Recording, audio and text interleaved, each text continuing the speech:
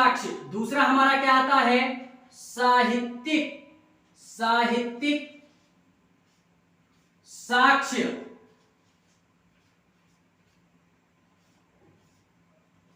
इतिहास को पढ़ना, हिस्ट्री को पढ़ना, कहीं और पढ़ना, वो आपके ऊपर डिपेंड है। लेकिन अगर इस क्लास को अटेंड करके पढ़ रहे हो तो सीधी सी बात है, इमेजिन जरूर करते जाना। जो भी चीजें बोली जा रही हैं उसको इमेजिन करना, तभी इंटरेस्ट बनेगा। ठीक है, वरना यार बोरिंग ही लगेगी, क्लास बोरिंग ही लगेगी। साहित्यिक साक्ष्य में जो हम बात करते हैं, तो पहली बात जो हमको साहित्यिक साक्ष्य प्राप्त होते हैं वो किसके बेस पे प्राप्त होते हैं? तो वो 3 बेसों पे साहित्यिक स्रोत हमारे प्राप्त होते हैं। किस बेस पे? 3 बेस पे। कौन कौन से? पहला हुआ हमारा, पहला हुआ कौन सा? पहला हुआ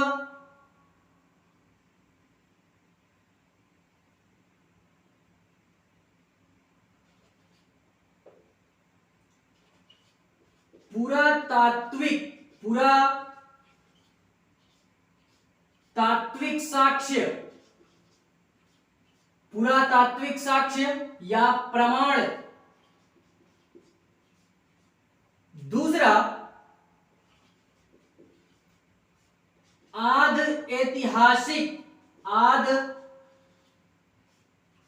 ऐतिहासिक साक्ष्य या प्रमाण। उसके बाद जो हम बात करते हैं वो आता है ऐतिहासिक साक्ष्य या प्रमाण। ठीक है, तो इन तीनों की चर्चा हम करेंगे। पहली बात, साहित्यिक स्रोत में या साहित्यिक साक्ष्य में ये जानते हैं कि पुरातात्विक साक्ष्य हमारा क्या होता है।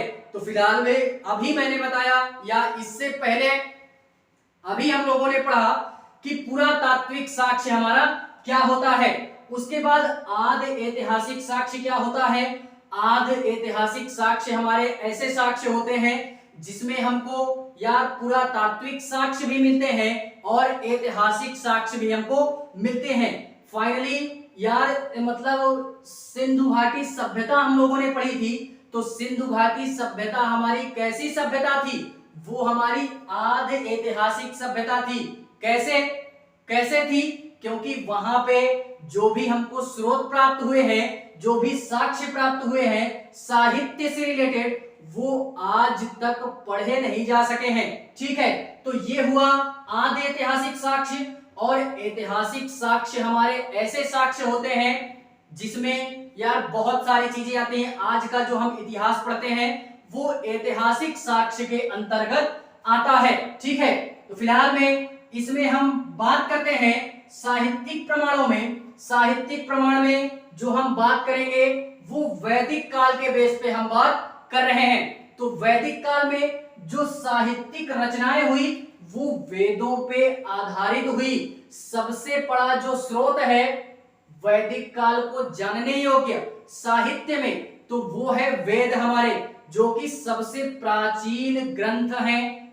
भारतीय हिंदू धर्म के अनुसार जो भी हमारे ग्रंथ हैं वेद से रिलेटेड, वो इसी वैदिक सभ्यता के दौरान ही उनकी रचनाएं की गई थी, जो कि उनके हमको प्रमाण मिलते हैं। और उन्हीं का अध्ययन करके इतिहासकार या जो भी पुरातत्वविद लोग हैं वो ये कल्पना करते हैं या अनुमान लगाते हैं कि यहाँ पे कभी वैदिक सभ्यता का विकास हमारे हुआ होगा। ठीक है, तो ये देखते हैं कि इसको मेटते हैं पहले।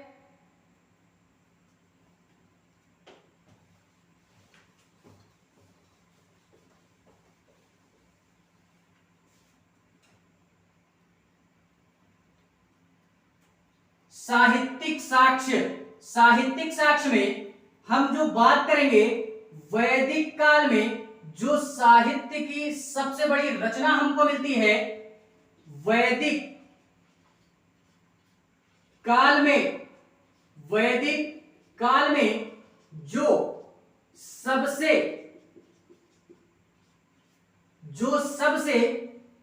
बड़ा साक्ष्य है, जो सबसे बड़ा साक्ष्य है, बड़ा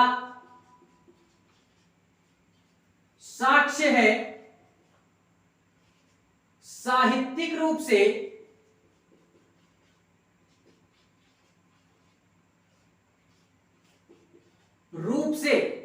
वो क्या है, वो हमारा वेदों पर आधारित है। वे साहित्य या रचनाएं, साहित्य या रचनाएं ये हमारी किसके बेस पे है, साहित्य या रचनाएं वेदों पर आधारित हैं, वेदों पर आधारित हैं, वेदों पर आधारित हैं। ठीक है, और इन वेदों की रचना इसी काल में होती है। इन वेदों की रचना, इन वेदों की रचना इसी काल में देखने के लिए मिल जाती है, देखने के लिए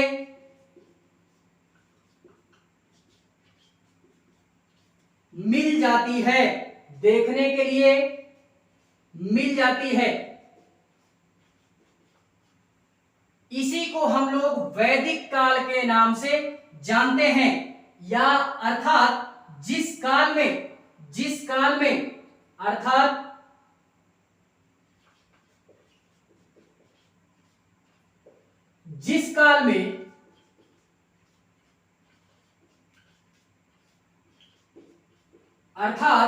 जिस काल में वेदों की रचना होती है, वेदों की रचना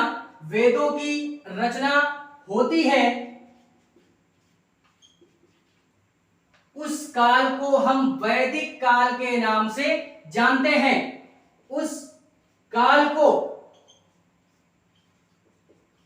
हम वैदिक काल के नाम से जानते हैं, वैदिक काल के नाम से जानते हैं। ठीक है, फिलहाल में इतनी सारी चीजें हम यार समझ गए होंगे कि वैदिक काल में साहित्यिक जो प्रमाण है वो सबसे बड़ा प्रमाण है, पुरातात्विक प्रमाण से बढ़कर हमारा साहित्यिक प्रमाण है। क्यों?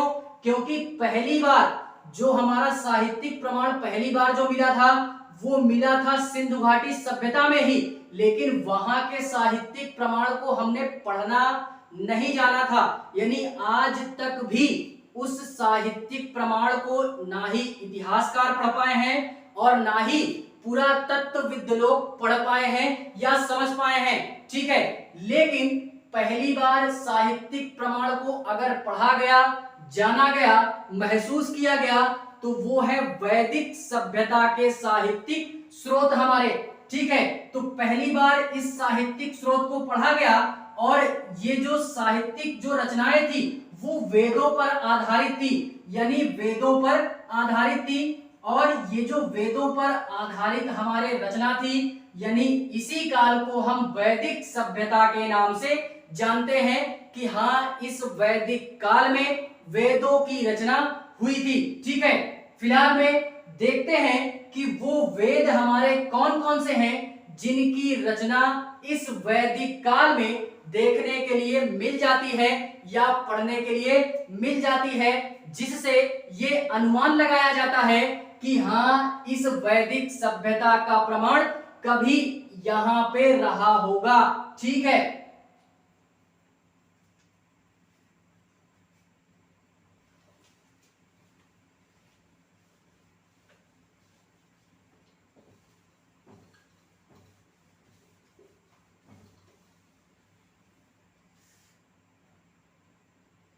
देखते हैं कौन कौन से वेद हैं हमारे। तो साहित्यिक साक्ष्यों के आधार पे वैदिक सभ्यता के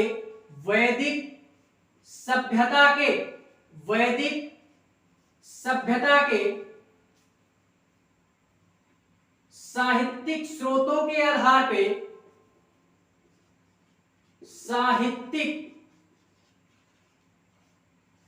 साक्ष्यों के आधार पे, साहित्यिक साक्ष्यों के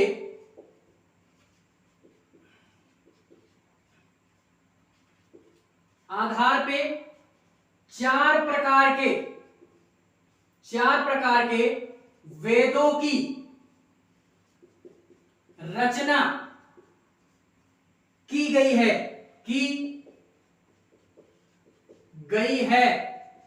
चार प्रकार के वेदों की रचना की गई है। ठीक है, कौन कौन से हैं वेद? तो पहला जो वेद आता है हमारा ऋग्वेद, क्या आता है? ऋग्वेद। दूसरा सामवेद। तीसरा यजुर्वेद एंड चौथा आता है हमारा यजुर्वेद के बाद अथर्ववेद की बात हम करेंगे। इन चारों ग्रंथों की या इन चारों वेदों की जो रचना हुई वो वैदिक काल में हमको देखने के लिए मिल जाती है। और फाइनली साहित्यिक साक्ष्य में सबसे बड़े प्रमाण हमारे यही प्रमाण हैं, जिनका अध्ययन करके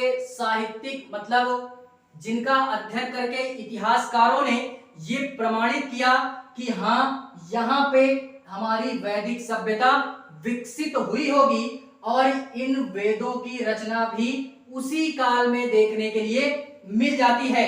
तो ये याद रखना है कि चार प्रकार के वेद हमको वैदिक सभ्यता से मिलते हैं, ऋग्वेद, सामवेद, यजुर्वेद और अथर्ववेद। ठीक है, फाइनली ऋग्वेद क्या होता है, सामवेद, यजुर्वेद और अथर्ववेद क्या होते हैं, इनको हम एक एक करके कुछ इनसे तथ्य जो जुड़े हुए हैं उनको देखते हैं कि ऋग्वेद क्या होता है, सामवेद क्या होता है, यजुर्वेद क्या होता है और अथर्ववेद हमारा क्या होता है। ठीक है, तो फिलहाल में देखते हैं कि ऋग्वेद हमारा क्या होता है।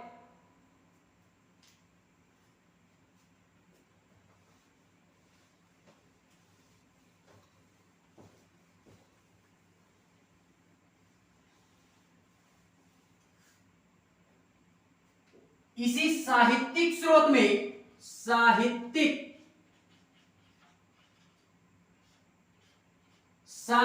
साक्ष्य में, इसी साहित्यिक साक्ष्य में जो हम बात करते हैं ऋग्वेद की बात करते हैं, ऋग्वेद की बात करते हैं, तो सबसे पहली बात इसकी जो रचना हुई वो 3500 ईसा पूर्व हुई। कब हुई? 3500 ईसा पूर्व ऋग्वेद की रचना हुई है। इस वेद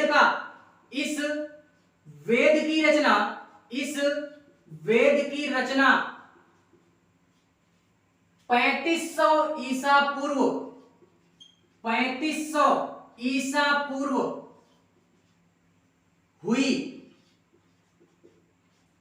और यह वेद सभी वेदों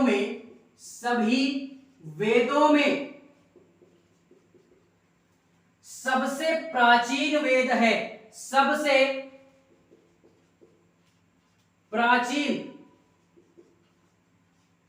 वेद या ग्रंथ है, ग्रंथ या साहित्यिक ग्रंथ या साहित्यिक ग्रंथ है, हमारा साहित्यिक ग्रंथ है, सबसे प्राचीन। ठीक है, और इसमें 10 अध्यायों का संकलन मिलता है। इस ऋग्वेद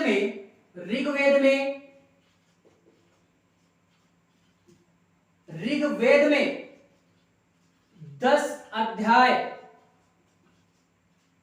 या मंडल हमको प्राप्त होते हैं, मंडल प्राप्त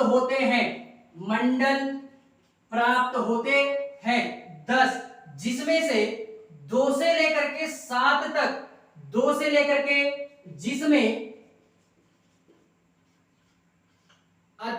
मंडल 2 से मंडल 7 तक ये हमारे पहले लिखे गए या पहले जोड़े गए, और बाकी जो भी हमारे 1 से लेकर के, जिसमें 2 और 7 से लेकर के हमारे पहले लिखे गए 2 और 7 से 7 तक के मंडल पहले लिखे गए, पहले लिखे गए, पहले लिखे गए और पहले लिखे गए और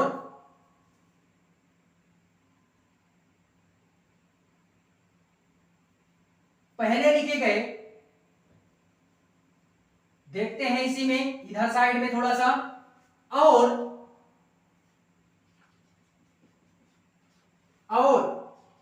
1 एवं 10, 1 एवं 10वां मंडल इस वेद में बाद में जोड़ा गया, बाद में जोड़ा गया। कुल मिलाकर के 10 मंडल हैं या अध्याय हैं, जिसमें से दूसरा और 7वां अध्याय या 2 से 7 तक जो अध्याय हैं उनको पहले लिखा गया, और 1 और 10वां जो अध्याय है इसको बाद में जोड़ा गया। ठीक है, और इसमें ये याद रखना है कि इन सब का जो संकलन किया वो किसने किया? इन सब का संकलन, इन सारे अध्यायों का संकलन, इन सारे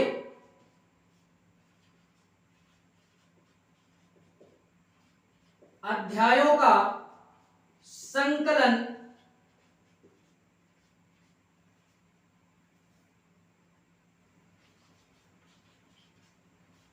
कृष्णद्वैपायन जी ने किया। जी ने किया, किसने किया? कृष्णद्वैपायन जी ने। और फाइनली इन्होंने केवल और केवल संकलन किया है, पहला और 10वां ये बाद में जोड़ा गया इसी कारणवश, और इसको इन लोगों ने संकलन किया है कृष्णद्वैपायन जी ने। और फाइनली इस वेद की रचना या ऋग्वेद की रचना वेद व्यास जी ने की है। किसी ने? वेद व्यास जी ने। वेद व्यास जी ने इसकी रचना की है, इसकी रचना की है, रचना की है। रचना किसने की? वेद व्यास जी ने। संकलन किसने किया? कृष्णद्वैपायन ने। ठीक है, कितने मंडल हैं? 10 मंडल हैं, जिसमें से 2 से 7 तक के मंडल पहले जोड़े गए और 1 से 7 एक और 10वां मंडल बाद में जोड़ा गया। ठीक है, कब लिखा गया ये? 3500 ईसा पूर्व। किस प्रकार का प्रमाण है? साहित्यिक प्रमाण है। ठीक है, फाइनली इसमें और ये देखते हैं कि इस वेद में या ऋग्वेद में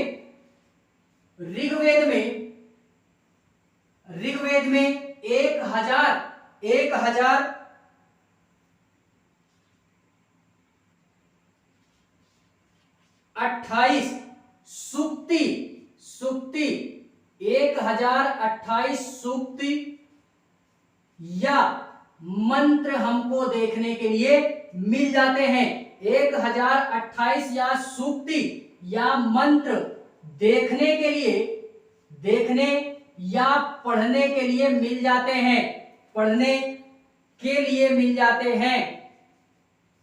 ठीक है, देखने या पढ़ने के लिए मिल जाते हैं। कितने मंत्रों का संकलन है? 1028 मंत्रों का। ठीक है, इस पूरे 1 से 10 तक में। तो फाइनली ये है हमारा वैदिक सभ्यता में साहित्यिक साक्ष्य में ये था हमारा ऋग्वेद। क्या था? ऋग्वेद। 1-2 प्रमाण इसमें और देखते हैं,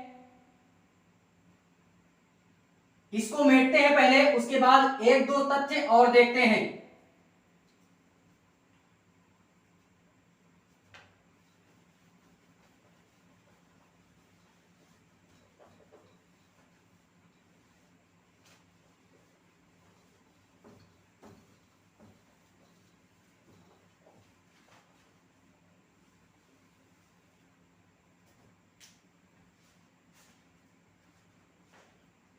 देखते हैं इसी में, ये जो ऋग्वेद है इसमें मंत्र 1028 मिलते हैं, लेकिन किससे जुड़े हुए मंत्र मिलते हैं? तो धर्म से रिलेटेड। ऋग्वेद में धर्म से जुड़ा हुआ, यानी धर्म से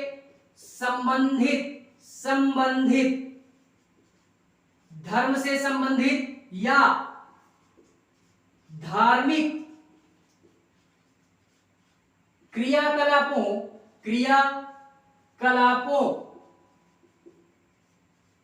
या कर्मकांडों या धार्मिक कर्मकांडों या धार्मिक कर्मकांडों से संबंधित मंत्र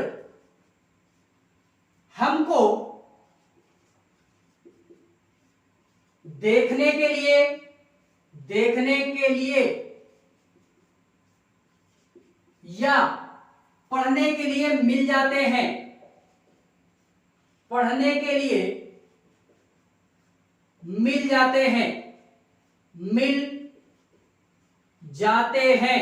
ठीक है, कितने मंत्र? 1028। किससे रिलेटेड? तो धर्म से संबंधित या धार्मिक कर्मकांड से संबंधित या धार्मिक क्रियाकलापों से संबंधित जो भी हमारी रचनाएं हैं या जो भी मंत्र हमको देखने के लिए मिलते हैं वो है हमारे ऋग्वेद में। ठीक है, तो फाइनली ये था हमारा ऋग्वेद। अब जो हम बात करते हैं वो बात करते हैं इनके मंडलों की, यानी कुछ हमारे मंडल हैं जिनसे क्वेश्चन या प्रश्न बार बार बनता है या जो इंपॉर्टेंट है उनकी चर्चा हम यहाँ पे करते हैं कि ऋग्वेद में 1 से लेकर के जो 10 मंडल हैं उन्हीं में से कुछ मंडलों की चर्चा हम यहाँ पे करते हैं। ठीक है, तो देखते हैं इसमें जो मंडल है हमारे वो 10 मंडल हैं, उन्हीं में से हम चर्चा करते हैं।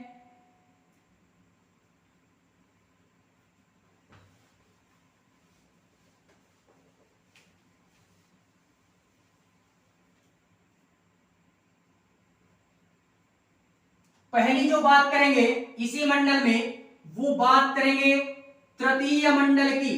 तृतीय बहुत ही इंपॉर्टेंट है, तृतीय मंडल की बात करेंगे। क्यों इंपॉर्टेंट है? क्योंकि इस अध्याय में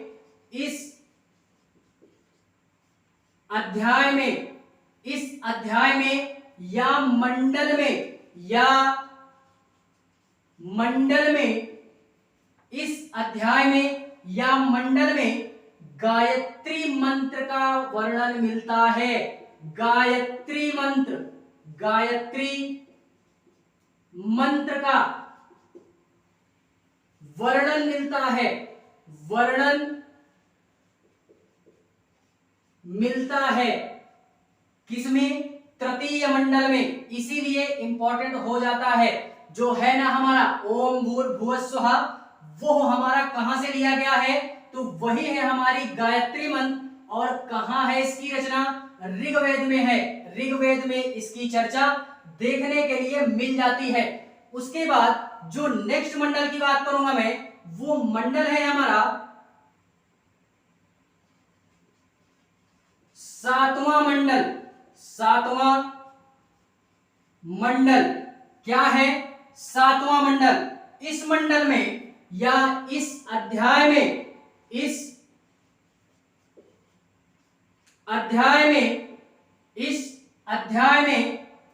या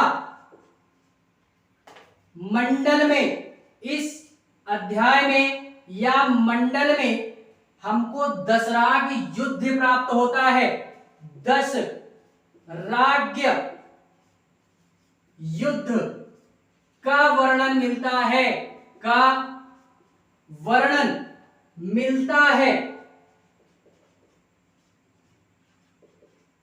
दशराग युद्ध का वर्णन मिलता है। दशराग युद्ध का मतलब क्या? कि दशराग युद्ध से तात्पर्य है 10 राजाओं के बीच लड़े गए युद्ध को हम दसराग युद्ध के नाम से भी जानते हैं। इसमें सुदास नामक एक राजा होता है। इस युद्ध में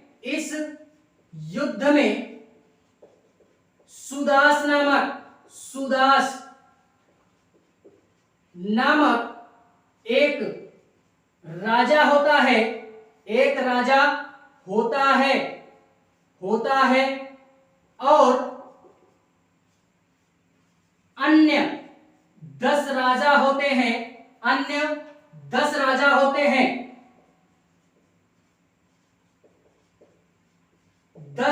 होते हैं। इन्हीं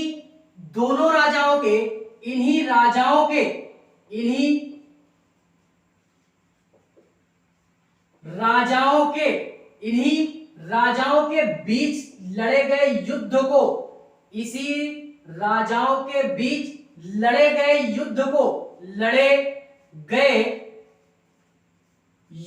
को ही हम दसराग युद्ध के नाम से भी जानते हैं। और इसी युद्ध का वर्णन हमको कहां प्राप्त होता है? 7वें मंडल में देखने के लिए मिल जाता है। तो इसको भी हमको क्या करना है? याद रखना है।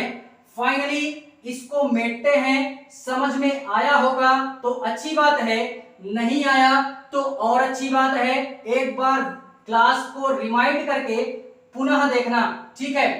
बात करते हैं इसके अगले मंडल की।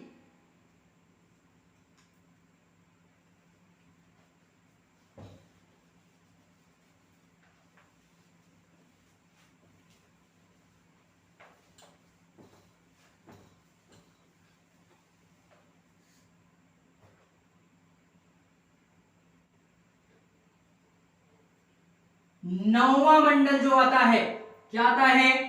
नौवां मंडल की बात करेंगे।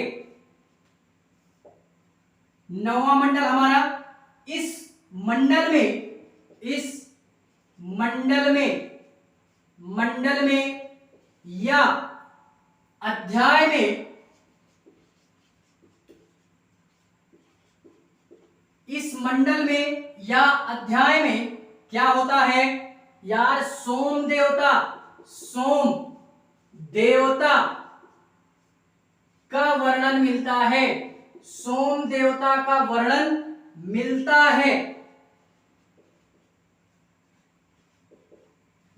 है। सोम देवता मिलता है, अर्थात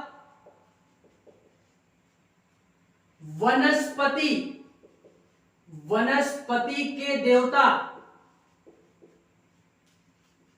का वर्णन मिलता है। ठीक है, तो इसी वनस्पति के देवता या सोम देवता का वर्णन हमको कहां पे देखने के लिए मिलता है? तो ये मिल जाता है हमको 9वें मंडल में। ठीक है, ये भी याद रखना है। उसके बाद जो हम बात करते हैं वो एक इंपॉर्टेंट हमारा है 10वां मंडल। कौन सा? 10वां मंडल। 10वें मंडल की बात हम करते हैं। 10वां मंडल बोले तो क्या? इस मंडल में हमको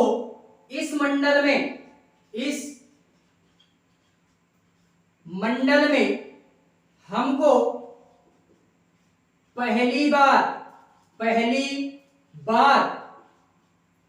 वर्ण व्यवस्था का वर्णन देखने के लिए मिल जाता है। किसका? वर्ण व्यवस्था का वर्णन देखने के लिए मिल जाता है। वर्ण व्यवस्था का वर्णन देखने के लिए मिल जाता है। कौन सा? 10वां मंडल में पहली बार वर्ण व्यवस्था का वर्णन मिलता है। और वर्ण व्यवस्था कौन कौन सी है हमारी? तो वो वर्ण व्यवस्थाएं हैं हमारी कौन कौन सी? ब्राह्मण, क्या हो गया? ब्राह्मण, क्षत्रिय,